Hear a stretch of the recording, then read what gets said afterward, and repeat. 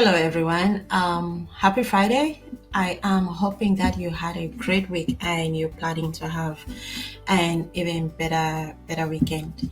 This is Jessie Itambi, your host from Unravel TV, and another year just started. So I'm actually hoping that you all have all these great aspirations and you're working towards them.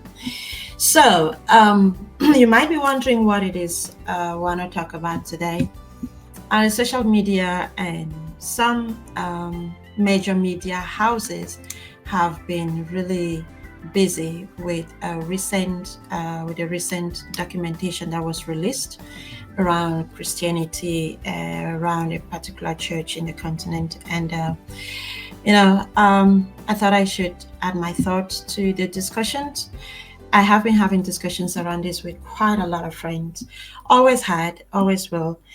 Quite a lot of friends, different people with different thought processes. And I think that it is a topic worth discussing. It is a topic worth unraveling, right? It is a topic worth looking into to see what that means.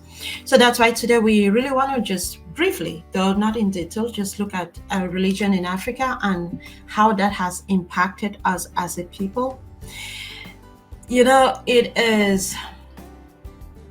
It is interesting to know that religion in itself is basically a set of beliefs and systems and whatever belief system for a group of people, right?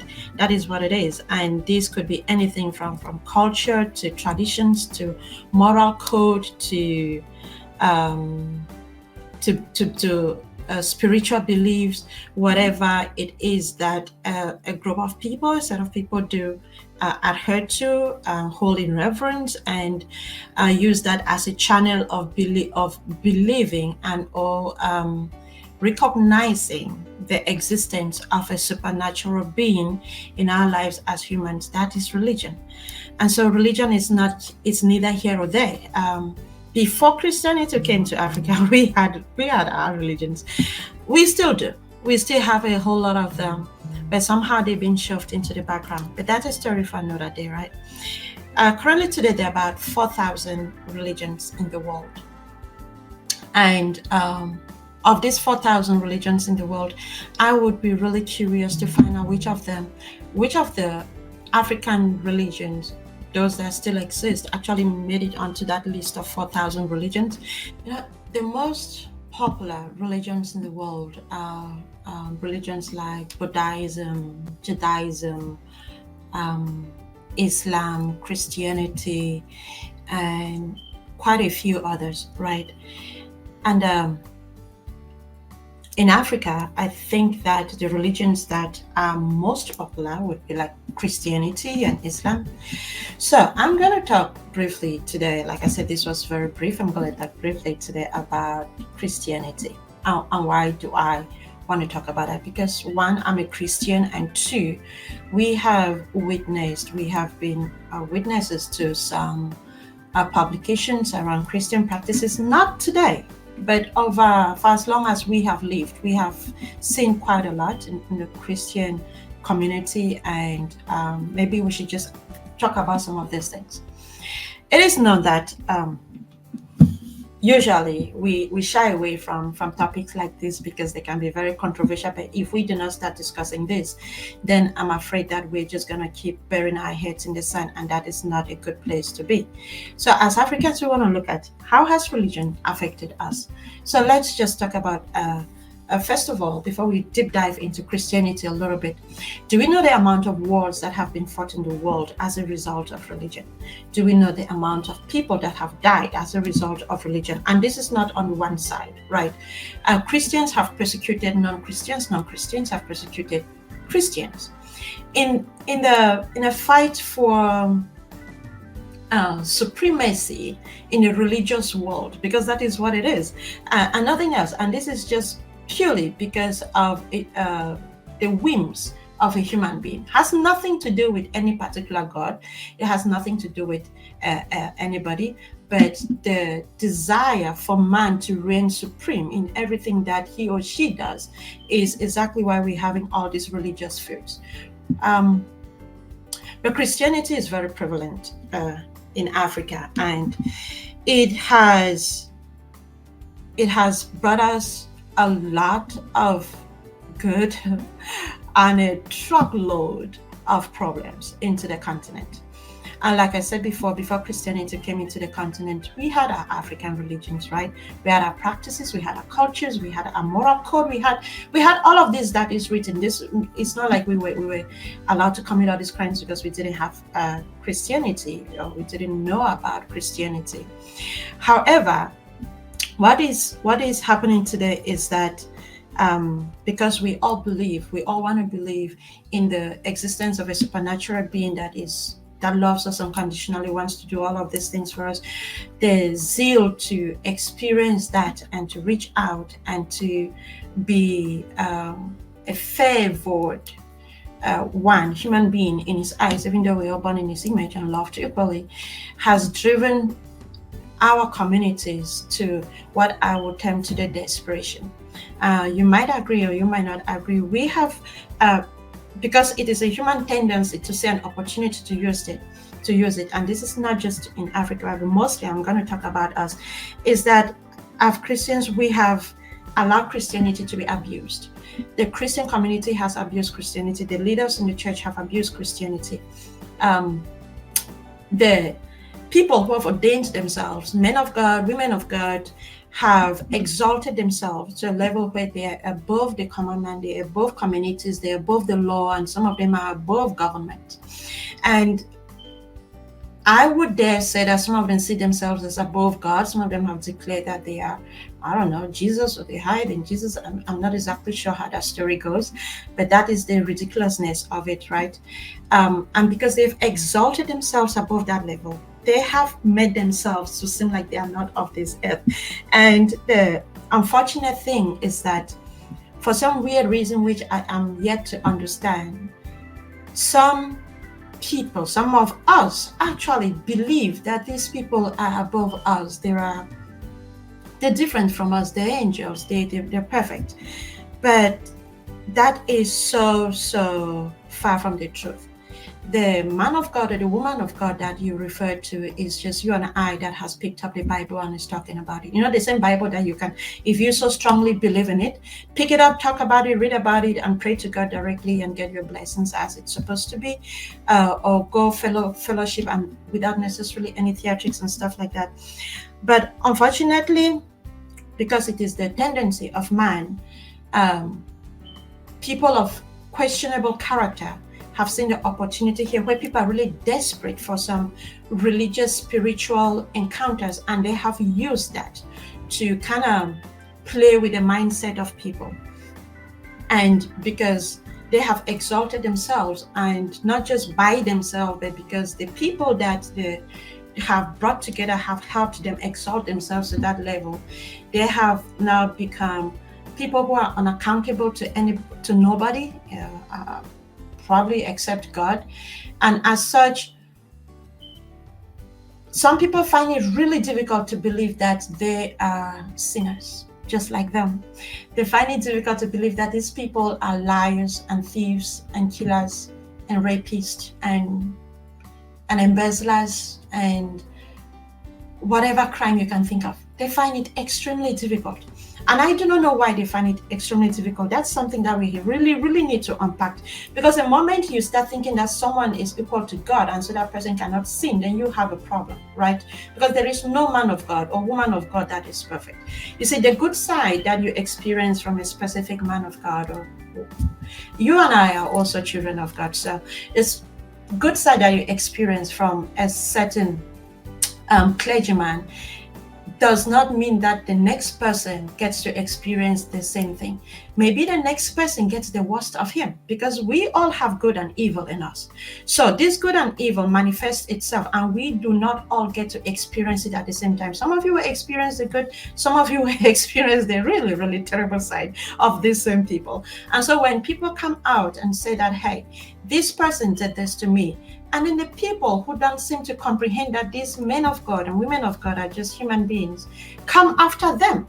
And my question is, on what basis are you coming after someone who is crying out for help, who is saying that this has been done to me and I need help, I need backup, I need people to stand up for me. Now you choose, because you do not want to believe that the man that you've revered and he is somehow a God in front of your eyes is capable of sin. That is the biggest problem that we have. And so whatever this person tells you, you would do, because you don't see them as human. You see them as above human beings. You see them as above sin. You see them as above crime, and you see them as above all these terrible things that they're doing. But one of the places in the world where hideous people with questionable character go to hide is in the church, right? And this is no particular church, so before guns come blaring, this is in the church. We have seen examples where men of God have been persecuted for money laundering, men of God have been persecuted for rape, men of God have been persecuted for being pedophiles, and men of God have been persecuted for murder and everything else. And yet, we have refused to believe. And my question then becomes, what exactly do you believe in? Do you believe in these men of God, or do you believe in God? Who are you serving? Are you serving God, or are you serving these men of God? These some of them who are blatant charlatans who are taking advantage of our vulnerable communities.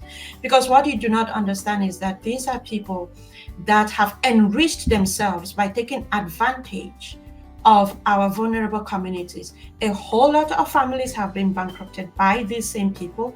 Now, these are people who own private jets, who own universities, who own schools, who own everything you can think of. And at the same time, these are people with bulletproof cars. And you have stickers on your car.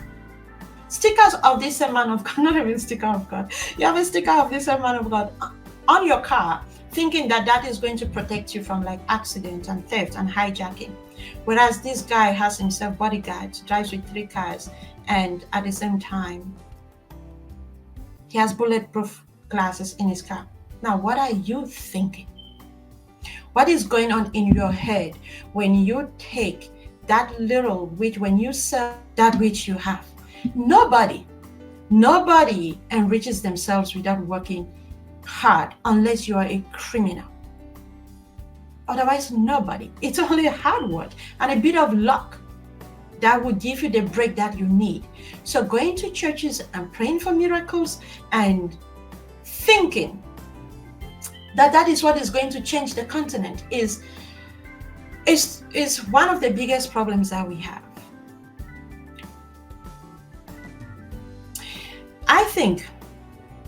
I think that the fact that these men of God and women of God get away with all of these things, despite the many crimes. And the funny thing is that you would see like 10 people who are in like 2 churches, and the one pastor in the one church is alleged to have maybe committed money laundering and theft and drug trafficking. And the Christians, the members of his church will say he was being persecuted. However, the members of the other church whose own pastor is being alleged to be a rapist and a thief and a conman are saying that the money launderer is guilty and their own man of God is innocent.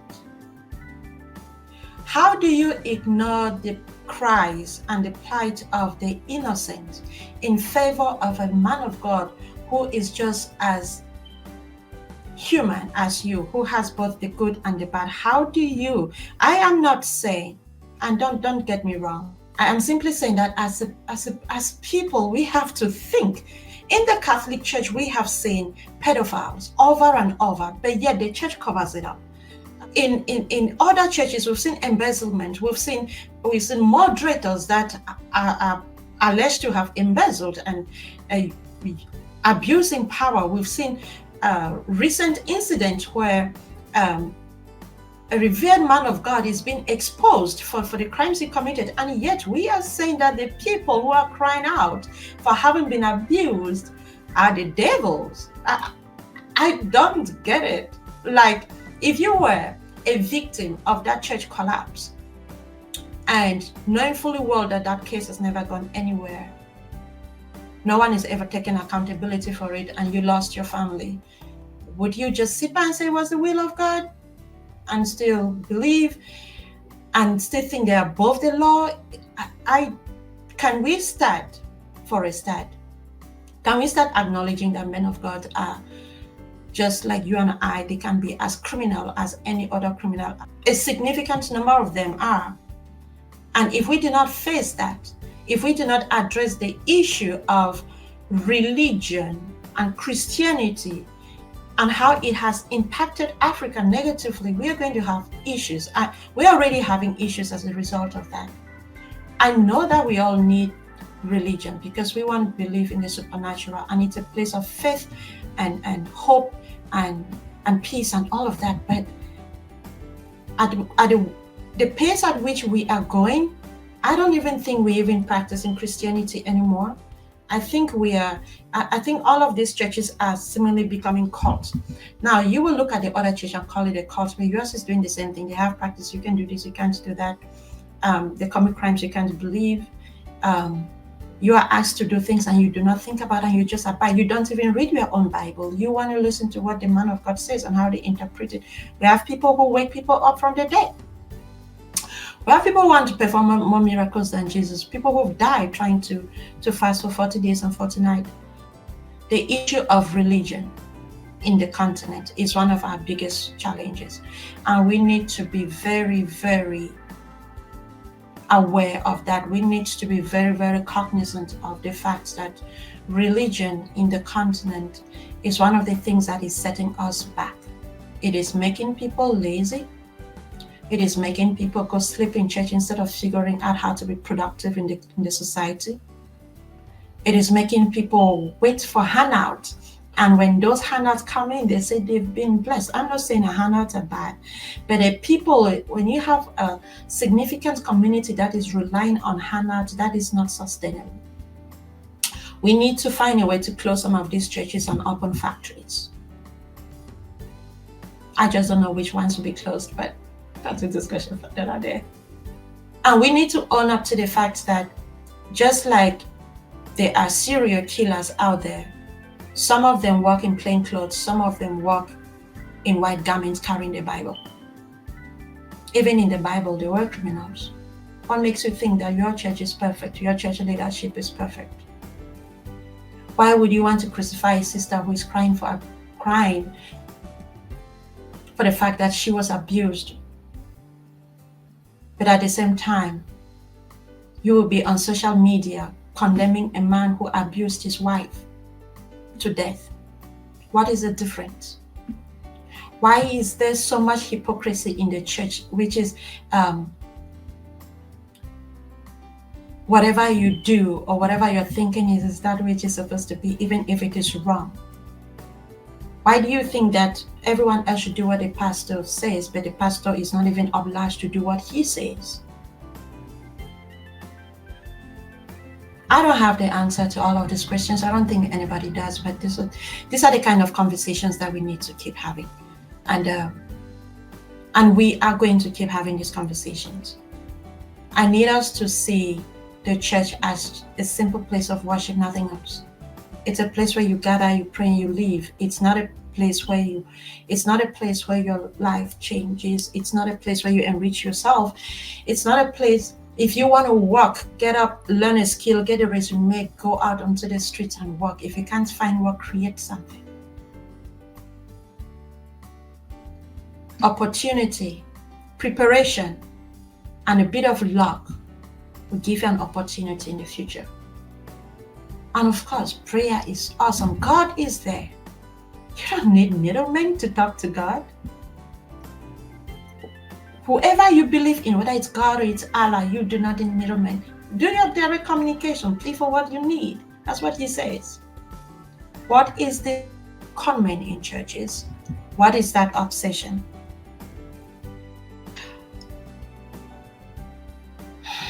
And what is this whole issue where we are all fanatics, where it is either you believe in my way or you are not a Christian? That's the funny one. People think that you need to believe in God the way they believe in God for you to be a believer now. How ridiculous is that?